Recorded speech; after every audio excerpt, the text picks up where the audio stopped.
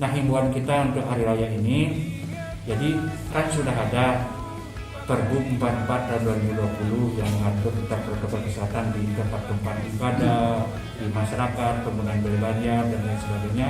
Mari kita taati itu, karena ini kan untuk kita. Karena yang sedang terjadi belakangan ini adalah klaster keluarga.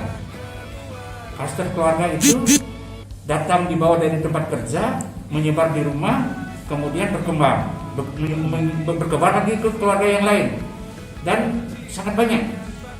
Dan juga terjadi klaster upacara adat dari keluarga, dia ada orang upacara adat ke sana, di tempat upacara adat menularkan. Ini sudah ada di beberapa tempat yang kembali meningkat, yang kita sudah sampaikan juga di mana-mana itu semua. Jadi yang bahaya adalah apabila terjadi klaster keluarga di masyarakat, karena di keluarga itu protokol kesehatannya di rumah tidak begitu ketat seperti itu.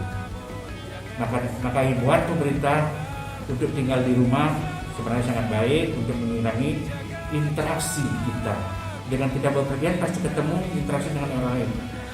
Dan dalam hal ini juga kami sampaikan bahwa kita tidak usah ketakutan, mari kita tenang, kita pahami penyebaran virus COVID ini kan mulai hanya pada saluran pernapasan.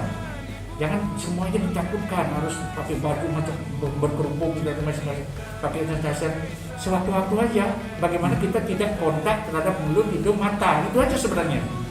Lindungi hidung, mulut, mata, itu aja sebenarnya. Jangan terlalu takut. Silahkan beraktivitas kalau memang diperlukan, tetapi pakailah masker, jaga jarak, kurangi kontak, seperti itu.